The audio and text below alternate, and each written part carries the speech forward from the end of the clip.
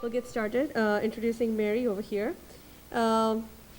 Mary is a research affiliate at the Institute of the Future here in Palo Alto, and also is a consultant, has her own consulting practice.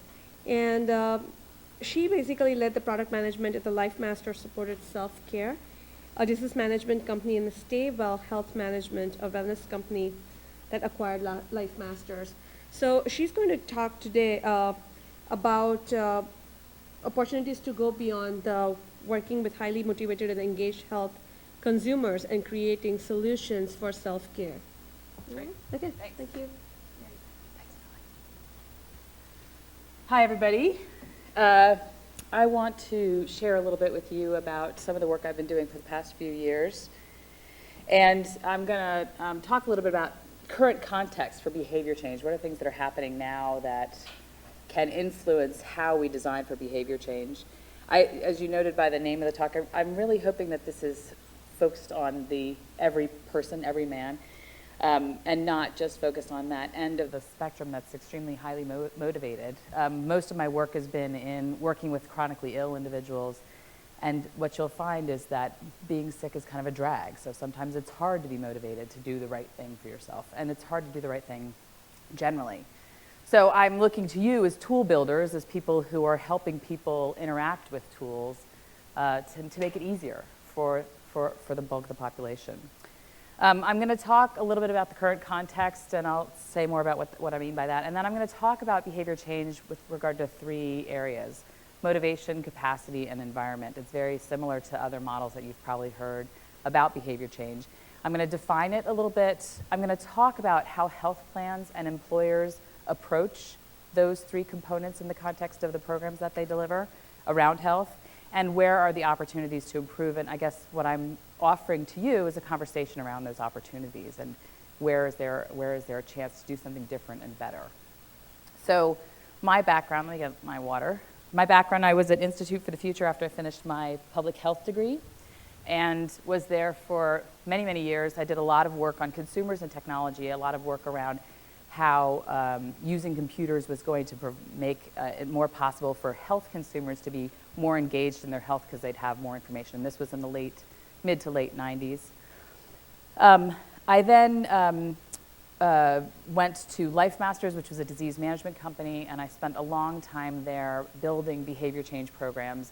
And what disease management and wellness programs often offer in terms of technology is the telephone. They have nurse coaches who are on the phone who pick out a certain segment of the sickest of the sick and call those people and try to teach them about their disease, try to help them understand how to prevent exacerbations, try to help them to understand how to be more sensitive to what's going on in their bodies, how to become more activated around their conditions so that they can prevent exacerbations because they see something coming. But the phone was the primary technology that was used with health consumers in the late 90s and into I mean, even recently. There are more and more sensors and other types of devices that are being used, but they're very rare. They're actually only used with a very small segment of the population in the context of health plan and employer-based health programs. Technology was used in terms of the analytics for identifying who are the people we should be targeting, how do we think about those people, what are their personality profiles, what's the best mechanism for communicating with them, all of that sort of analytics around how to best interact with and engage and move these people toward being healthier. After LifeMasters was acquired by a wellness company, StayWell Health Management, which is based in Minneapolis, I really wasn't interested in spending too much time in Minneapolis. After a year there, I started my own consulting firm, Health Transformation Through Technology, which is a consulting firm that I've been co-founded with a couple of friends and colleagues, and we work with health insurers, telehealth companies, startups, and lots of other organizations that are trying to figure out how to apply the best technology to help people change their health behaviors. My first gig at that job was training motivational interviewing. Has anybody here heard of motivational interviewing? Okay, motivational interviewing assumes that the individual has the capacity within themselves to make the change that they want to make, and it's really about working with that person to pull it out of them, to recognize that they're an autonomous individual, and that if you collaborate and help them make the distinction between where they are today and where they want to be in the future around their health, then you can help through this interviewing process, help them get to where they want to be, develop that discrepancy. So I trained a national company in their case managers in motivational interviewing, which was 300 plus individuals, and it was a fabulous experience. Also kind of completing that continuum for me from wellness, which is at the very basic employer level, all the way through to case management, where you're working with the most chronically ill, sickest people. And then I got to write this paper for the Institute as a research affiliate for a foundation that was exploring the idea of going into behavior change and whether they should make major investments in behavior change. So the context for behavior change, there are three things that I'm really interested in sharing with you. The definition of health is personal. Each individual has their own definition of health, and I'm going to talk a little bit about that. There's lots of technology changes. You can pick up any of the Institute's reports, and you'll find lots of fun forecasts about where technology is going. I'm going to pull out just a few of those that make a lot of sense to me in the context of helping people change behaviors. And then who pays for these products and health products and services? And we'll just in terms of level setting, we'll talk a little bit about that. The personal health ecology is an idea that we came up with at the Institute in about a dozen years ago. And it says that we all have a different set of activities in the core, in the nucleus here, of things that we do for health. We might gather information, we might have certain eating behaviors, we might have certain beliefs and behaviors around sleeping and eating, sleeping and relaxing. We might, if we're somebody who is chronically ill, we might track what's happening to us in the context of our exchanges with the healthcare delivery system, grocery shopping, et cetera. And then on the outer ring are all of the resources that we have, our family members, our doctor, for somebody who uses yoga, all different alternative medicine practitioners. We all have this different kind of constellation for personal health ecology. And an example of a real personal health ecology, this is an older woman who went swimming daily. She talked to her husband who worked in healthcare. She felt that it was important to eat grilled meat as opposed to fried meat. These are it's making it very concrete and very real for this person. And you can imagine building a persona around this person and their experience with their health. I happen to, this is my mother because we had her volunteer for this research. And one of the things I think is kind of fun about her is that she believes that doing the crossword puzzle daily is a thing that keeps her healthy. She's 84 years old. She also believes, I don't know if you can see it just to the right of her leg there, having a drink daily. For her, it's not a glass of red wine, it's a gin and tonic. That's part of her belief system. So if you talk to her about, no, you shouldn't be drinking gin, you should be drinking red wine, it might not resonate as well. So I think the point of this really is just everybody has their own set of activities, everybody has their own set of beliefs, everybody has their own set of resources. And if you're coming from a traditional healthcare delivery system and thinking the physician and the nurse and the published information from a health insurance company is the only way this person is getting information, you're completely missing the richness of this person's life. On the technology side, these things are all, they were all pretty much in Nathan's talk, right? That there's not anything on here that you guys are not really aware of. I will say that the more we carry physical manifestation of a network in our phone and a connection to this broader universe and a set of sensors, the better opportunities we have for creating triggers for helping people manage their health on a moment-by-moment basis. Multiple data streams in our personal health ecologies. There's the electronic health record, there's a personal health record, and there are real-time flows of data, again, contextual data that help us potentially change what we're doing on a real-time basis. Blended augmented reality, location data, data layers on top of our world. The Google glasses are an example of that, obviously, and Monocle from Yelp. Those are things that are all existing now. You could imagine Monocle from Yelp or the Google glasses having on it as you're looking down a street, these are the healthy choices for you. Here, diabetic, don't go to these places, go to these places. Or here, diabetic, there's a class in yoga over here if you're wanting to work on stress, right? So being able to create a context for somebody that actually is a healthful context, or take this route to work. It's less polluted as opposed to that route to work. There's more triggers for your asthma in that route today, right? You could make it a very real thing. In the context of sensors, social nudging, social policing, health policing, this idea of creating at a population level opportunities to disrupt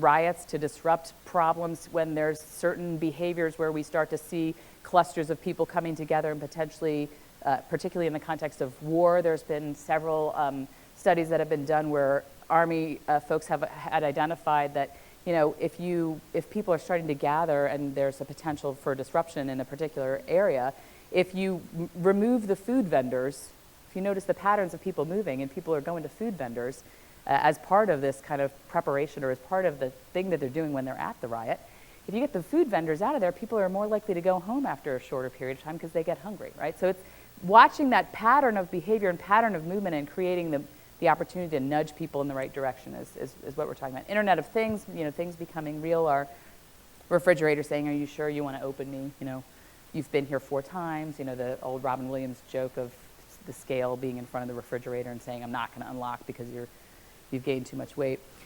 I think in the context of the virtual reality and avatars in a future year, it's really about this idea for folks who are wanting to try different things, wanting to explore different things, being able to do it in a safe place. So there's a lot of work in virtual reality around PTSD and helping people re-enter normal social life by doing those frightening things in a safe environment. I'll go through this pretty quickly. Left to right on the scale across the bottom is the level of illness or declining function, and we go from healthy to sick. On the y-axis is activation, and by activation I mean the connection that people make between their health behaviors and their health outcomes. Somebody at a low activation makes no connection. God did this to me. This isn't something I can control. Somebody who's highly activated not only understands how to change their behaviors, they're actively managing. So they're preventing problems, they're preventing exacerbations, and they can come back from relapse.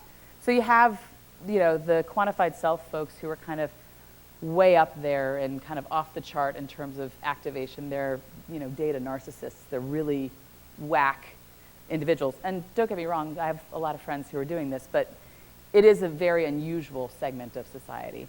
And then we have on the far right-hand side the chronically ill. It's a relatively small segment, but they are people who are activated as well as people who are not activated. There are people who can be managing their disease but still have that disease. The folks in the upper left quadrant are maybe making efforts to be healthy, exercising, eating well. And then there's this group of people down at the bottom who are basically pre-diagnosis, that they are not doing what they need to do. They're trending in the wrong direction.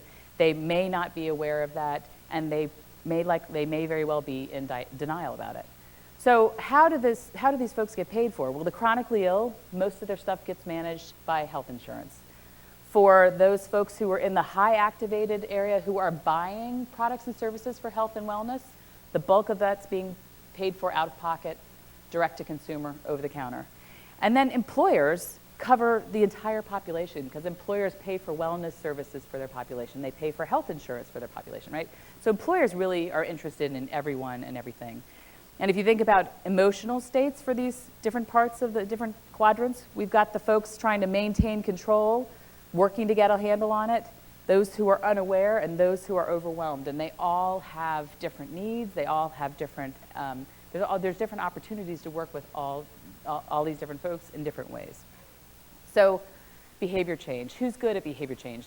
Consumer packaged goods companies. They create aspiration around why you need to have that particular smell in your house or why you need to have that particular type of laundry. You're not a good mom if you don't have super white socks, right? Game developers get people to change their behavior. That's a pretty well known group. And then military and organized religion create a context for individuals to behave in very specific ways, both physically and culturally. So they're very good at taking people who are not acting in the same way and making them act in exactly the same way, particularly the military. And if you think about religion, if you think about the Muslim population, people pray 5 times a day. If you're a practicing devout Muslim, you pray 5 times a day. So 5 times a day, you're required to take that time out and basically meditate. You have very specific constriction around food, very specific constriction around dress and behavior, right? So those folks who are part of that community have a set of norms that are really, really, really strict for them. So when we think about what drives behavior, what is it, motivation, capacity, and environment, why am I behaving in this way? Motivation talks about, why am I behaving in this way? And there's a spectrum that goes from controlled to autonomous. So controlled externally to me, somebody else is determining this, to autonomous, I am determining my own reason for doing this. And at the very far end is intrinsic, where I do something for its pleasure. I like to read books to my kids because it feels good. I like to swim as opposed to walk on the treadmill because swimming feels better on my body, right? I enjoy that. I get a satisfaction out of it. As opposed to the opposite end of the spectrum where I'm afraid of being shamed or I'm going to get paid to do it. That's the extrinsic end, and that's really coming from outside, right? So there's this spectrum, and honestly, most of the behavior change programs that are out there, particularly in the context of health and wellness, are designed for those highly motivated individuals who are doing it for themselves. They don't need any sort of external motivation. They're just going to do it, right? And badges and points and money are the other way that motivation is often provided, in this kind of sense of, I'm going to pay you to get your blood test, or I'm going to pay you to take this health risk assessment.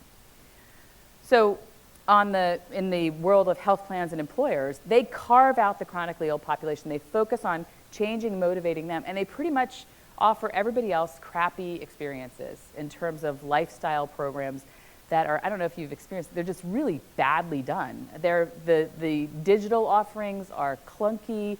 Anybody who's downloaded a health app recently has experienced awful design and not necessarily very intuitive, very form heavy, right? They might acquire a few innovative but fragmented offerings. So if I want to do something related to walking, then I have to have something completely different from what I'm doing to manage my blood pressure, from what I'm doing to manage my pills. So what they offer are things that are not creating a holistic experience, and certainly not taking into consideration who I am as an individual and what my personal health ecology is. And then finally, as I mentioned before, they really focus on these extrinsic payments for getting people to do things, with this bizarre expectation that it's just going to lead to intrinsic. That if somebody just does the health risk assessment once, they'll have this epiphany that, oh my God, I've got all these problems, I've got to fix all of them, and now I'm going to do this because it's the right thing to do and it feels good to me. It's just baloney. So I guess I think that there are a couple opportunities here. One is to focus more on the intrinsic end of the motivation spectrum, and I'll talk more about a specific example there. But also focus on the discrepancy between what you want to be today and where you want to be in the future. And this is really what motivational interviewing and cognitive behavioral therapy are all about. So the challenge is to figure out how to make those things more DIY or self-directed. And there are several efforts underway. The Empower Interactive has got a digitally based cognitive behavioral therapy program. There's lots of work that's being done in this area, but I think there's a real opportunity there to help people start to explore that discrepancy between where they are now and where they want to be. So capacity is the second component. It's really kind of about, what am I able to do? And health information falls across a spectrum in many different areas: self-knowledge, comparing yourself to other people, health behaviors, do I know what to do? Purchasing decisions, health risks, awareness of environment, all these things that are related. That alone is a massive amount of undertaking for people to really have an understanding of all of these different things. And capacity, the people don't really necessarily have the capacity in all of these areas and need help in some of these areas. Self-regulation is another issue in the context of capacity. Do I have the ability to make the choice today for something that's going to not really impact me or have a smaller impact on me between now and the future? Doing something now for long-term gains. Self-efficacy, my belief in my ability to make a change or achieve a goal. And then resilience or persistence, the ability to come back from falling down, the ability to come back from stress or setback.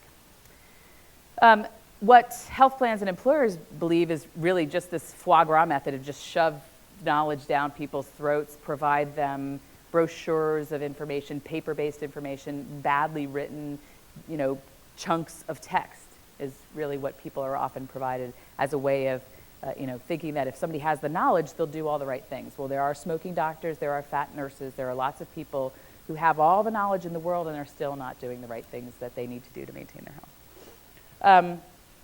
They also offer this kind of one-size-fits-all information, so back to that notion of personalization and making it personal for individuals, segmenting the population, having a better understanding of who the different folks are who you're working with, and figuring out how to offer different things to different individuals.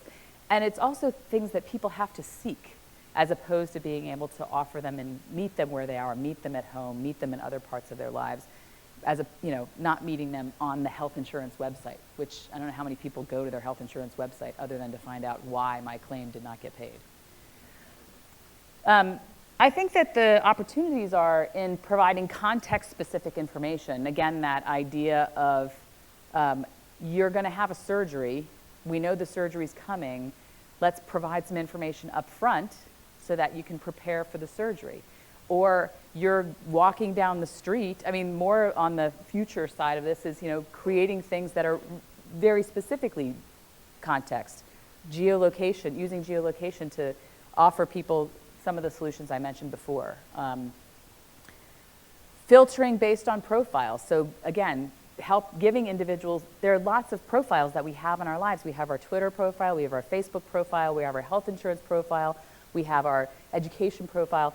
All of those different things create multiple personas. So how can we create, more modular types of filters that allow us to take different things into consideration and have different ways of controlling for ourselves what the information is that's coming in, because there is so much information. We really need what has been referred to as a crap detector, right? How do we filter through signal to noise and figure out what the important stuff is for me as an individual? And then, games for skill development, self-efficacy, and resilience. Ian Bogost has built several games that demonstrate how to develop skills in individuals in fun ways. There's lots of games out there that help, again, in the context of virtual reality and particularly in the context of trauma, help people come back from and regenerate themselves back into the previous state they were in. Jade McGonigal's Super Better was created out of that idea that she'd had a concussion and needed to come back and develop her capacity again. So teaching somebody how to do the right thing in a safe environment. And so the last one is environment and what is surrounding me that can support me. And there's physical environments, literally the things that are around me. Is there junk food around me? Is there fruit around me? Am I surrounded by things that allow me to stretch during the middle of the day, or am I stuck in a cube? There are also social environments. Am I surrounded by people who have the same health values that I do? Am I surrounded by people who smoke? All of the work that Christakis and Fowler have done around the infectiousness of obesity. So I think that's very important. I think what you'll find a lot of folks pay attention to is triggers in physical environments as opposed to thinking about triggers in social environments. And when you think about triggers, it's that cue of making something happen. BJ Fogg talks about anchoring it into something that's part of your daily life. Having a trigger be something that allows you to put the behavior right after it so that you're really integrating it and making it part of your current daily flow and making it very personal for you. These types of habits don't require any thinking. I know Kelly McGonigal is going to come talk to BayCHI very soon, and the work that she's doing around mindfulness is kind of the opposite of habits and habit design. Habits are really about, I don't think about it anymore. When I leave my house, I always take my bike. When I brush my teeth, I always floss my teeth, because I've created the link between those two things, and the habit is something that I don't spend time making a decision around whether or not I'm going to do it or not. And where we're going in the future, and certainly with our phones and with different smart environments, we have this ability to program the environment to support us, to create a timer that when I leave the office goes off and says, did you remember to do whatever that healthy, take the stairs instead of the elevator when you're going home, or listen to that stress-reducing podcast that you like to listen to on your way home. And we will use those devices and delegate to them even more than we're doing now. The social environment, the social environment example I like to give is Rick Warren and Saddleback Church. You guys familiar with him? He was doing baptisms. That's one of the largest churches in the United States. 20,000 members attend weekly. He was doing baptisms, and I think he was doing hundreds or something in a single day. And he would physically put people down in the water and back up, and he was getting exhausted because he was so fat. And he realized also, as he was dunking these people, all the people he was dunking were also really fat. And he recognized that his church was full of fat people. So he started this thing called the Daniel Plan, or the church started this thing called the Daniel Plan, which is basically reset the norms in that church around health. So they have diet, they have exercise, they have discussion groups, they have Dr. Oz and Dr. Hyman and all these different nationally known clinicians who are working to create this perfect program. I think he lost 60 pounds in a year or something like that, but the church lost 250,000 pounds in a year. So he basically took a set of norms and reformed them for this community.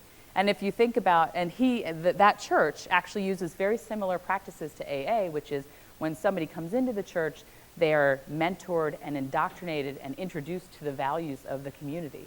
And that's the same thing that AA does. You handhold somebody all the way through so that they become, one with the group in terms of how they think about things, how they see things. Health plans, really, they don't think of environment as their problem. There's a 3-year churn in and out of a health plan. It's not my issue. I'm not going to do something that's long-term because I'm not going to make that investment when somebody else is going to make money off of them. However, in the world of accountable care organizations, should that come to fruition, it will become their problem because they are responsible for a community and they don't know who's going to be in their population until retrospective. So there'll be more of an opportunity and more of an incentive to do preventive work. Employers try to create a culture of health, and it really kind of depends on leadership of the organization and the ability for that organization to put their money where their mouth is, because the organization has to be forward-thinking enough to recognize that investing in health means people not slaving away at their desks all day long, but actually taking time, stretching, breathing, doing things that are healthier, not eating crap out of the junk food machine, right? And so they can change the conversation in the culture. They can change the conversation there by having, things like this, actually. Park is exceptional savvy, right? If you have things that are surrounding you that are messages, you can't help but take those things in. So if you have things that are more like, Park is a walking community, or Park is a place that eats healthy food, those types of things actually do sink in. And having that healthy infrastructure is important. So the opportunities there are really to activate the social network and focus on social norms and find out who within the network are the people who are influencers and help those individuals influence the nodes or the people that they can have an impact on. And then I think creating context-specific triggers, so looking for opportunities to help people do the right thing, trigger them to do the right thing. And this is obviously something that the Persuasive Technology Lab at Stanford has spent a lot of time looking at. Finally, I guess I would advocate for looking at individuals from a much more personal and much more personalized experience of health, as opposed to trying to do one-size-fits-all. Look for ways of creating modular, profile-based, preference-based services instead of just having services that are generic. And maybe that targeting will create more sets of services or different sets of services, but in so doing, I think it's more likely to meet people where they are and more likely to be successful. So that's it. I appreciate you guys and your attention, and I guess I'm open to questions if anybody has any questions.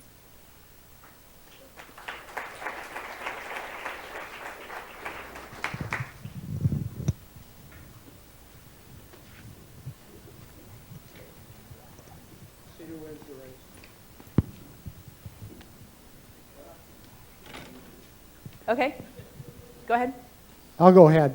I was going to disagree with you up until the end when you actually hit the point that I think is very important. Yeah. To preface this, I make wearable wireless sensors for disabled vets at the VA hospital just across the street here. Sure. And one of the things that I've found is that the extreme motivation factor is small groups, your affinity group, your friends. So even in your military example, we know that soldiers don't die for their country, they die for their buddies. The buddies. And so I think not the individual and not everybody in the world and not the government, but rather these small affinity groups Right. is where the real key Power is in terms of motivating groups. And so the key for self-motivation is finding the right affinity group. So, building communities of, Facebook for quadriplegics or Right. whatever is key. Yeah, there are a few examples that are out there that are successful in the context of health. Facebook tends to be about bragging or whining, so Facebook is less the example. But what you'll find in terms of patients like me or Cure Together or other types of smaller groups often are extremely valuable for people in terms of feeling like they're not alone. And they don't necessarily have the ability to count on their family because they don't really understand what's going on for them. So it's really people who have a similar experience who can speak as mentors and speak as support that is important for those who are chronically ill. I think on the health and wellness side, the buddy system is really it has a lot to do with motivation and helping people, Yeah, small challenges definitely work more for men than they do for women. Women like to be more supportive of one another. But that's what there's a lot of organizations now on health and wellness that are working, Red Brick and Kias, that are working on this model of these small challenges within groups to get the whole company talking about it and make it exciting. Yeah. Hi. My question is following, so you mentioned asking people what their personal views of health was. And the examples you gave were what people perceived that they needed to do to get healthy. Did you get any information on how what their interpretation of I am healthy? So if you tell your mom to drink red wine, is she going to say, no, I'm fine, or actually I'm not healthy yet? Maybe I should drink that instead. So how are people viewing what is healthy? Yeah, so self-perception of health is typically measured through a few validated surveys, right, that have to do with really function and psychological function, right? And that's how the healthcare system approaches it. It's not really something that's very well explored ethnographically. What you'll see is you'll find surveys that are really looking at very specific populations ethnographically, very old individuals, people with a very specific illness, but there isn't, I think that's part of the challenge, is that we think of health as the absence of illness, as opposed to that sense of well-being and what you see in, Marty Seligman's work around positive psychology and things like that. So we have this challenge that we're dealing with something is the omission of something else, which is a real problem in terms of being able to get inside that persona of what is a healthy person, what am I aspiring to? Sorry, I don't have more. No, that was Anyone really else? useful. That was really helpful. Thanks. Anyone else?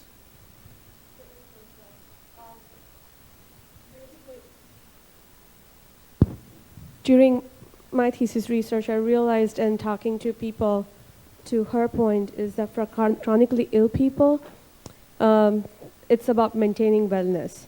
Nothing about health. There's no aspect of things are going to get better, but getting in terms of that, I just have to live through today and feel well today. Whether it takes me getting a call from my daughter or from my loved ones is enough to carry them through the day and feel motivated to feel well. So they didn't aspire to be better than healthier than they were. And that one day led to multiple days being better and then getting motivated to get out of it. So in that research, the way we talked to people, it was very much about people who did have somebody to check in on them or talk to them, felt like, oh, that made my day, and that was good enough. It did not have to do with how was my week or whether I was healthy or I was out of sickness, as you're saying, Right. devoid of the sickness. So it's a perception with a chronically ill patients that we talked to, it was more sort of this perception of wellness Sure. on a daily basis. Yeah. Makes sense. Well, thanks, everybody. I know it's late. Have a great night. Sure.